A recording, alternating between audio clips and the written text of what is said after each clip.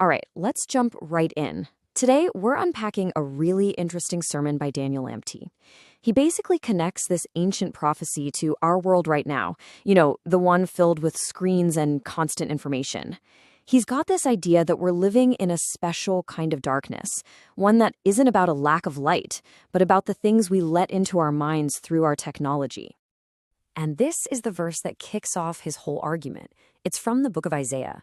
Now, Lamptey doesn't see this as some dusty old prophecy about the past. No way. For him, this is talking about our time, right now, an age where darkness can literally spread across the entire globe in a heartbeat. So here's our game plan for breaking down his ideas. First, we're going to look at how he interprets this whole prophecy of darkness. Then, we'll get into his view on technology. Is it a tool or a weapon? After that, we'll dive into the personal strategy he suggests for dealing with all this. And finally, we'll talk about his solution for finding strength in a group. All right, so let's dig into the main problem as Daniel Lamptey sees it. What in the world is this modern darkness, and how did it get here? Now, the first thing you have to get is that when Lamptey says darkness, he's not talking about, flipping a light switch. In fact, he says the world's never been more lit up with electricity. For him, darkness means a very specific set of behaviors, ideas, and influences, what he flat out calls the activities practiced by the kingdom of darkness. So how does this stuff spread so fast, so globally? Well, Lamptey points the finger right at technology. The internet, our phones, social media, they've turned the world into what he calls a global village. An idea, whether it's good or bad, can circle the entire planet almost instantly. And that, he argues, is the very thing that makes the prophecy possible today. Okay, so to make this feel less, abstract, he gives some really specific examples of what he considers gross darkness taking hold of people. He talks about big cultural shifts, like what he sees as the rise of LGBTQ+ ideologies or people who are openly hostile to God. And then he mentions these really shocking individual stories he's seen online, like a woman who chose to have her eyes surgically removed, or even products being sold that are literally named Satan's drink. So, if technology is the vehicle for all this, what does that make our phones, our laptops, all the gadgets we use every single day? This brings us to a really central metaphor that Lamptey uses. He uses this really simple but powerful analogy of a kitchen knife. Think about it. In your hand, it can be an amazing tool, right? You use it to peel an orange, chop vegetables, but that exact same object in another context can be a really dangerous weapon. The knife itself is neutral. It's all about how you decide to use it. And that, he says, is exactly what your phone is like. It can be this incredible tool for learning, for connecting with people, for finding information. Or it can be a weapon that pipes what he calls darkness straight into your head and your home.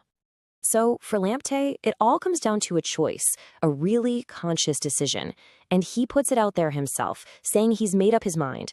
For him, his phone is going to be a tool, something useful. He's decided he won't let it become a weapon used against him. Okay, so if it's all about personal choice, what's the game plan? How do you actually do this?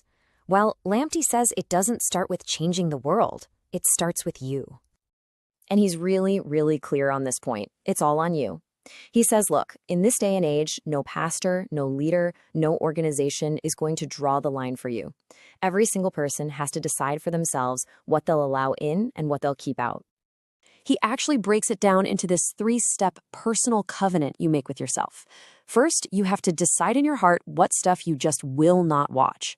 Second, you make a deal, a covenant with your own eyes to stick to that decision. And third, you actively program your mind for peace by stopping the feed of, as he puts it, rubbish and garbage. And to show this isn't just some abstract idea, he shares his own personal rule of thumb. It's super simple, but really effective. He says, I will not watch anything that my youngest child cannot watch with me. That's his line in the sand. But let's be real. Trying to do all this alone can be tough, right? The world is a noisy place. And that brings us to the last piece of Daniel Lamptey's puzzle, the power of community. He basically argues that in an age like this, going it alone is a recipe for failure. He thinks the only way to really keep your own light shining, to stay strong, is by being part of a small, dedicated community of people who think the same way, what he calls a light group. Now you're probably thinking, isn't that what church is for? Well, this is where Lamptey gets pretty critical. He claims a lot of the mainstream churches have compromised too much, that they're marrying the world. And because of that, he says their light is gone. It's been quenched. There's no fire, no glory there anymore. And so, that's why he's such a big believer in these small fellowship groups instead. He sees them as these little pockets of light, almost like modern-day arcs, where people can get together, build each other up, share their light, and keep that spiritual fire going. Together, they create a strength that's a lot harder to put out. So in the end, Lamptey takes this ancient text and turns it into a very modern message about what we watch and who we hang out with.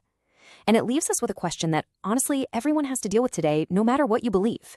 In a world where you can watch, read, or listen to literally anything, what's your filter? How do you decide what to let in?